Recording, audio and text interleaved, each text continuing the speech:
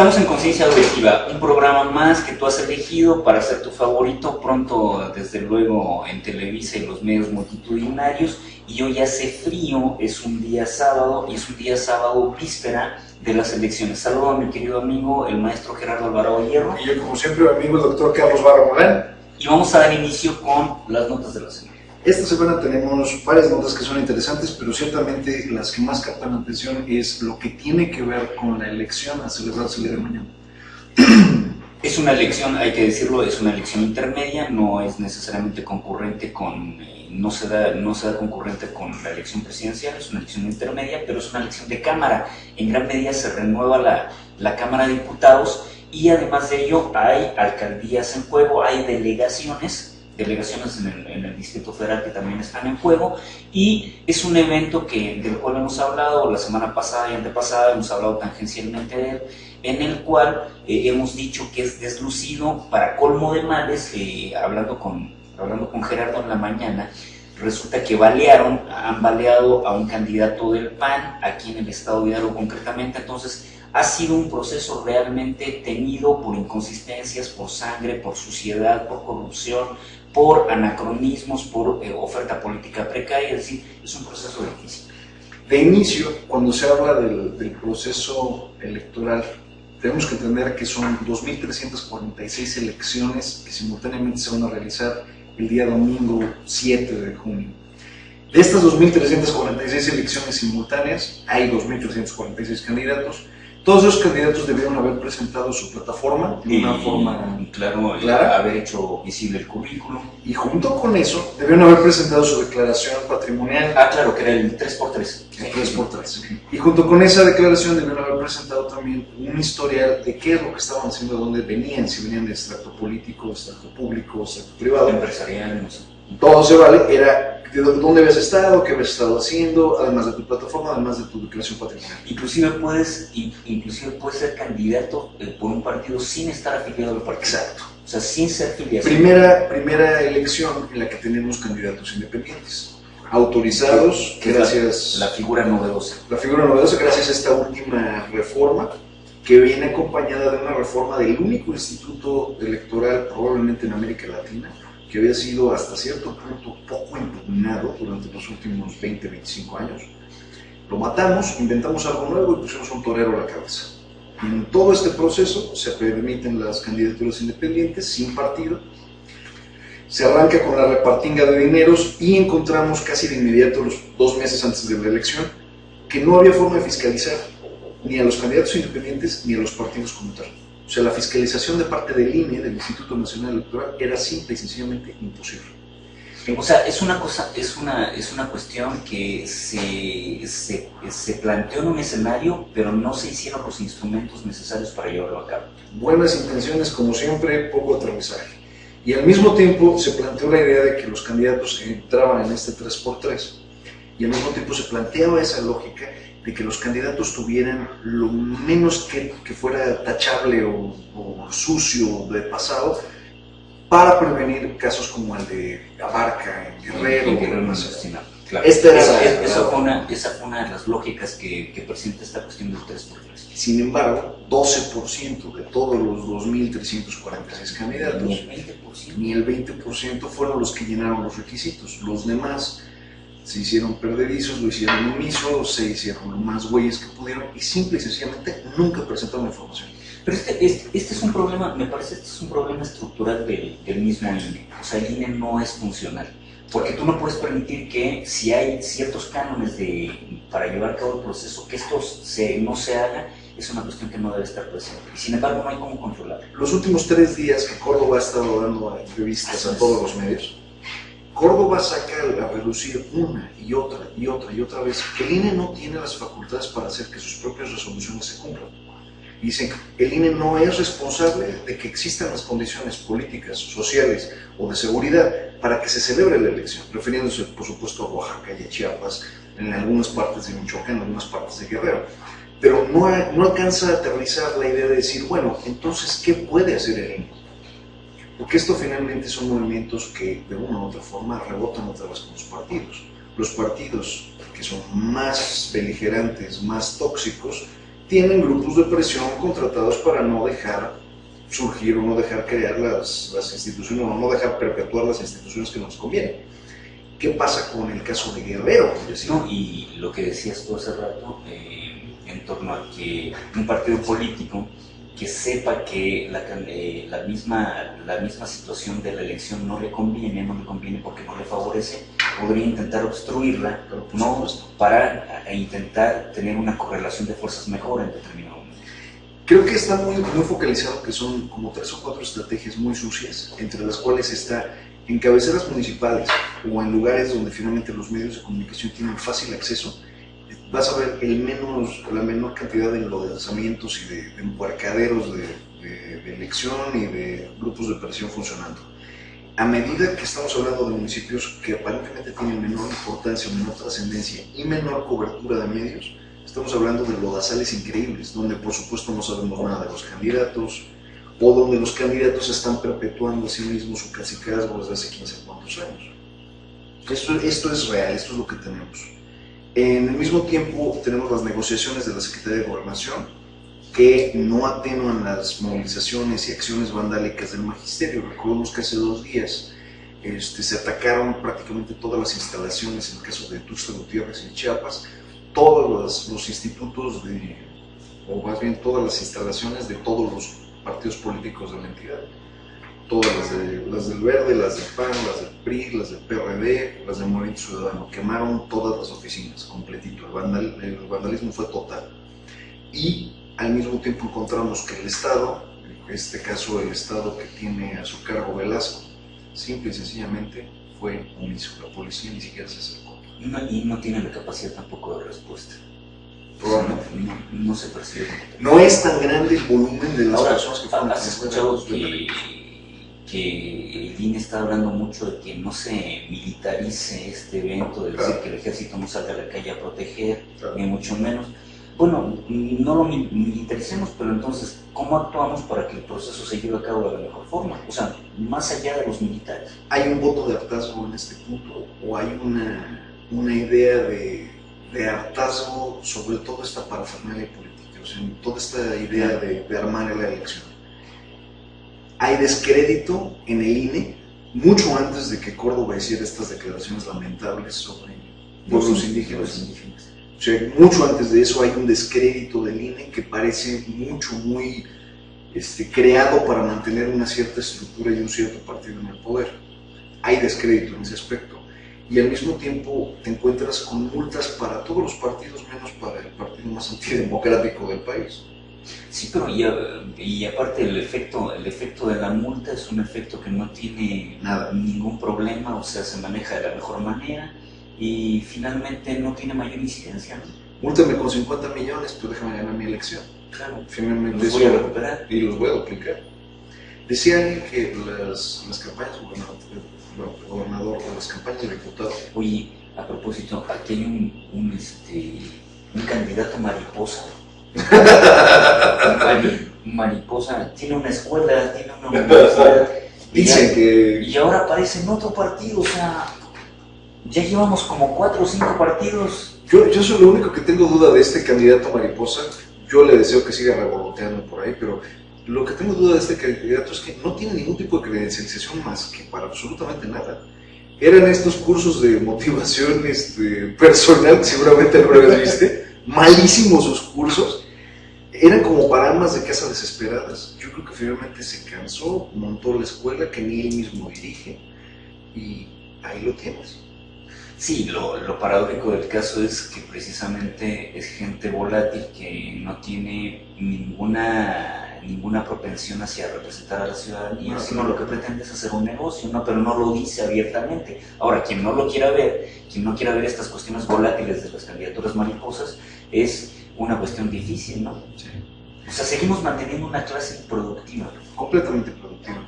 No, y también habría que asumir finalmente que es el juego como tal es que.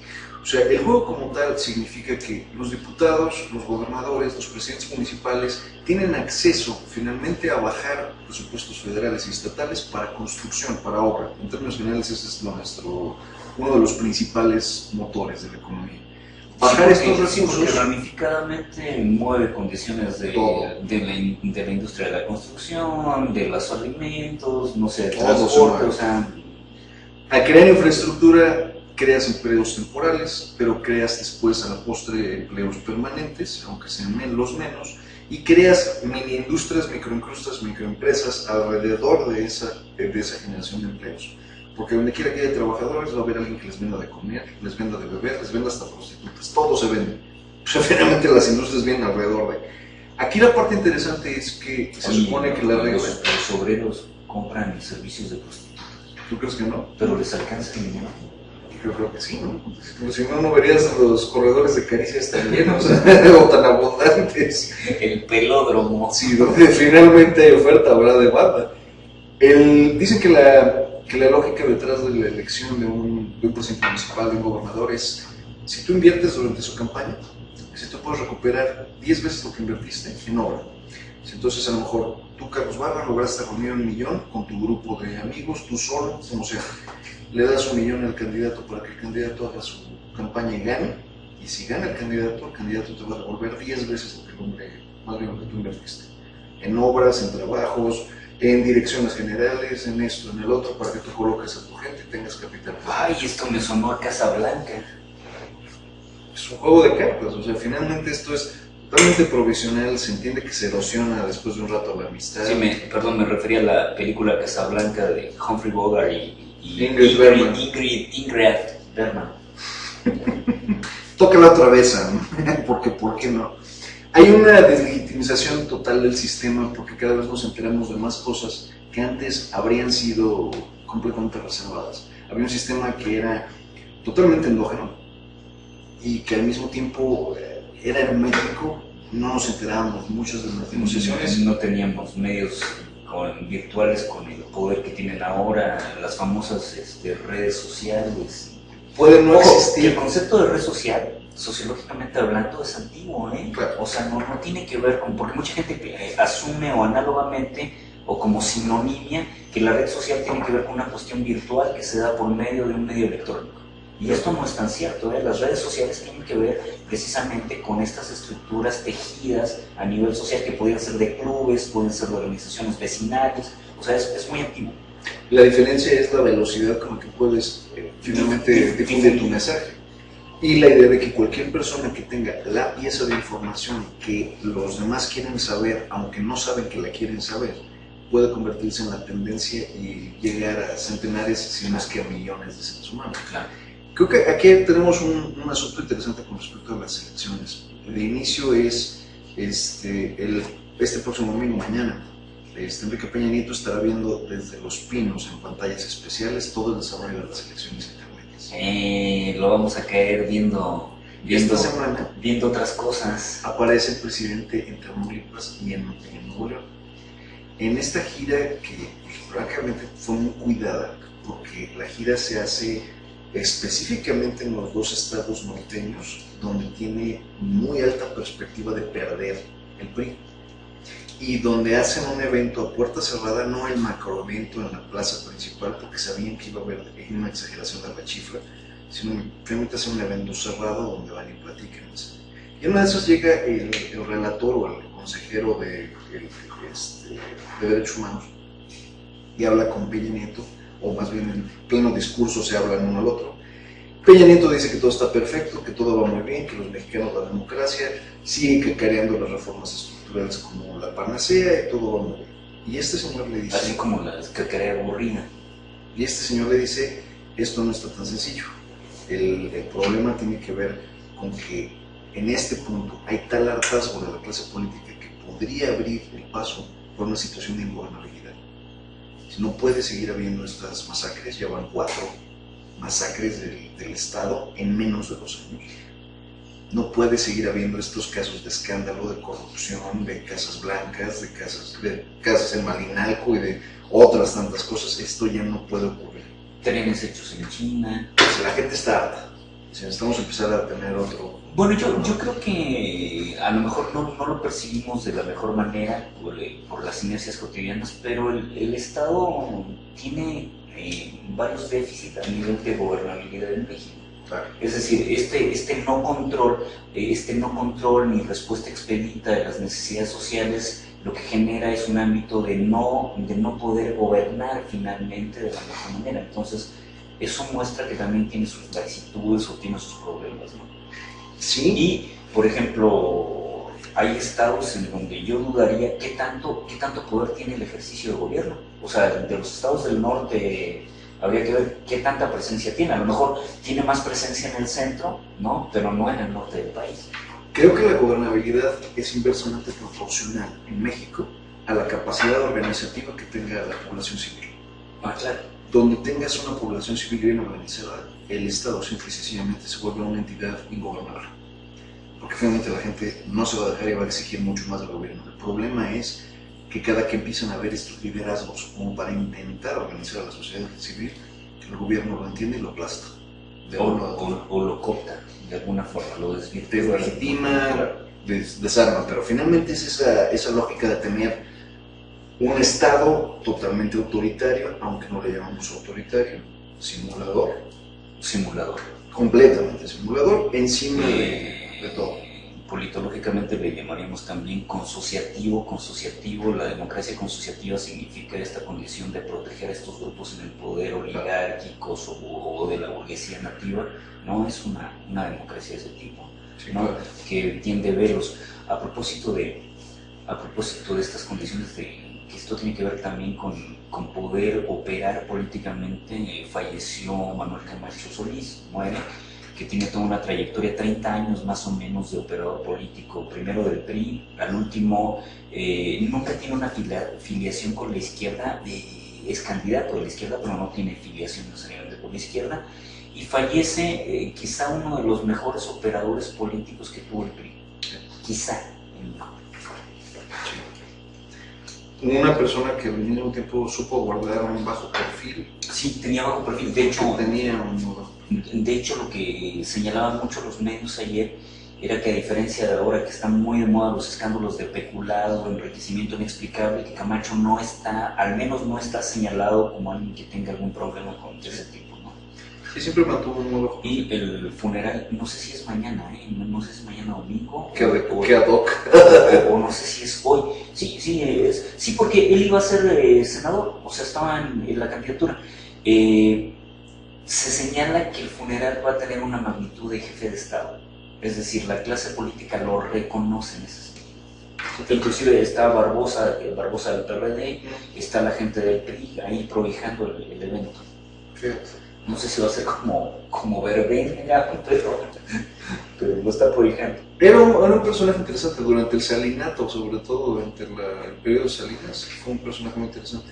Fue el primer negociador en Chiapas. El primero. Y lo que pasa es que, bueno, la recomposición es la siguiente, que en primera instancia fue muy cercano a Salinas, muy cercano a Salinas, y después se distancia, pero se distancia porque no le toca la presidencia de la República. Al no tocarle la presidencia de la República, lo tienen medio molesto, enojado, y después Salinas como que transige y le da esta cuestión de ser el negociador de los acuerdos de San Andrés, que ese fue uno de sus triunfos, ¿no?, importantes, porque por vez primera el Estado mexicano asume beligerancia con un grupo endogámico de indígenas, ¿no?, el ejército zapatista, y esto no había sucedido, ¿no? Desde la época de emancipación no habíamos tenido esta cuestión, o sea, no confundir con la represión de Estado de 1968 a que un grupo armado se levante y vaya contra el Estado mexicano. Efectivamente. No, era un personaje interesante, Camacho. Finalmente fue esta candidatura que le otorgan a Colosio. Claro. Y que a la postre, incluso antes de elegir a Cedillo. Y que en cierta medida, como que hubiera tenido más sentido, digo, a lo mejor era menos manejable, pero tenía más sentido dársela a Camacho que dársela a Colosio. Completamente. Colosio era mucho más frío, mucho más tenue como figura que lo que había sido Camacho Solís. Totalmente. Era al mismo tiempo completamente desconocido en ese punto Colosio, la única virtud que tenía era finalmente haber estado alineado con un partido más popular. El caso fue que también Camacho es mencionado para sustituir a Colosio. En imagen era raro también, le cortan el pelito, o sea, lo tenía como chinito Colosio, y le cortan el pelito, le crean una especie de imagen.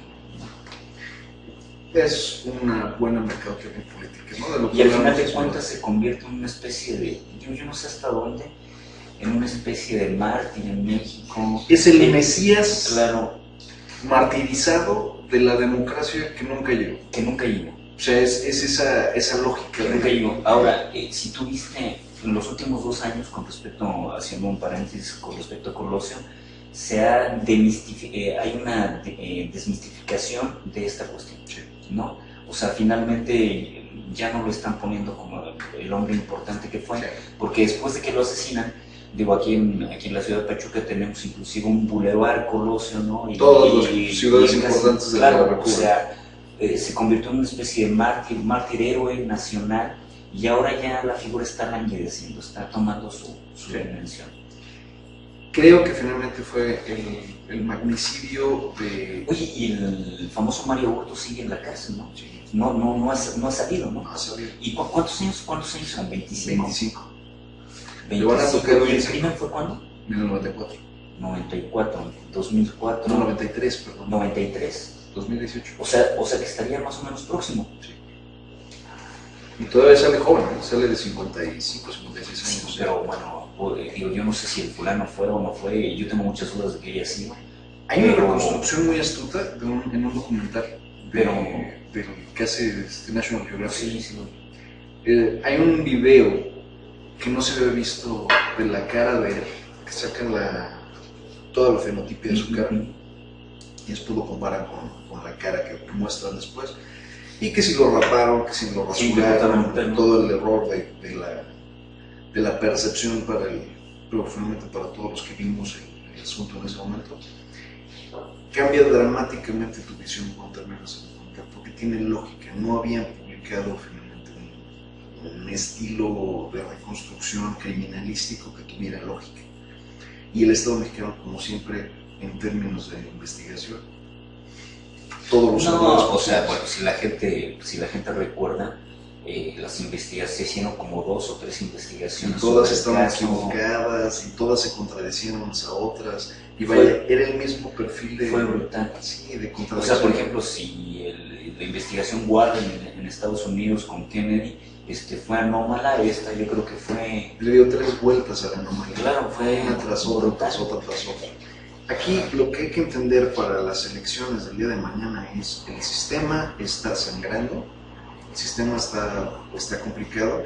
El voto nulo finalmente beneficia al propio sistema, que tiene un voto duro ya muy establecido. El voto nulo finalmente... No lo va a debilitar en ningún sentido. En lo absoluto. No lo va a debilitar. Al contrario, fortalece. Quizá la prensa y la prensa más o menos libre, de ser importante esta cuestión del voto nulo, lo ponga o lo exponga como un voto de conciencia y hable de esta cuestión, pero más allá en el resultado como tal, no importa en lo absoluto. No pasa nada. Vote usted por Cantinflas si eso es lo que quiere hacer, eso está perfectamente bien y va a reírse un rato. ¿Y qué lo van a resucitar? Se va a reír un rato, nos vamos a reír todos un rato, pero en realidad o vote por todos, o táchelos a todos, o pónganle una mentada de madre. Al final, lo que usted ponga en esa boleta, los partidos no solo no les importa, no les afecta. No les afecta. En lo absoluto. Ellos ya tienen una seguidilla de personas a las que ya tienen más que perfectamente estructuradas para votar en un sentido. A los, vamos a llamarle, su base de partido. Esos van a votar en el mismo sentido que siempre han votado. Y finalmente vamos a tener una elección bastante predicha ya desde mucho antes. Ya tenemos... y las formas arcaicas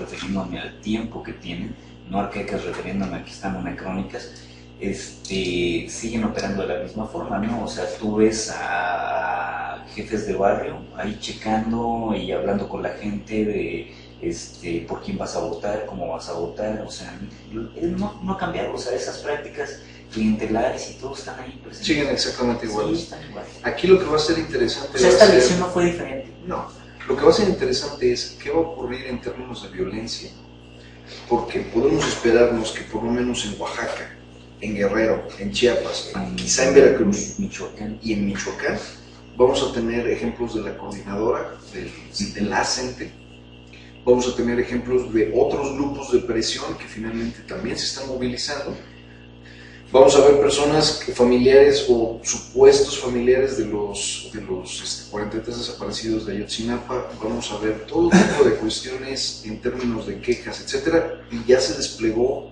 una cantidad muy significativa de miembros del Ejército, policías federales, Marina, Fuerza Aérea y demás policías. Entonces estamos hablando de un despliegue hasta este punto de cerca de 60,000 personas. Hay también visores internacionales, ¿no? Estaba Rigoberta Menchú, que el otro día le pegaron hasta por debajo de la lengua porque ella está promoviendo la cultura de la legalidad y alguien dice, ¿cómo podemos promover la cultura de la legalidad cuando el Estado no respeta la legalidad? Tenemos elementos suficientes para hablar de esto.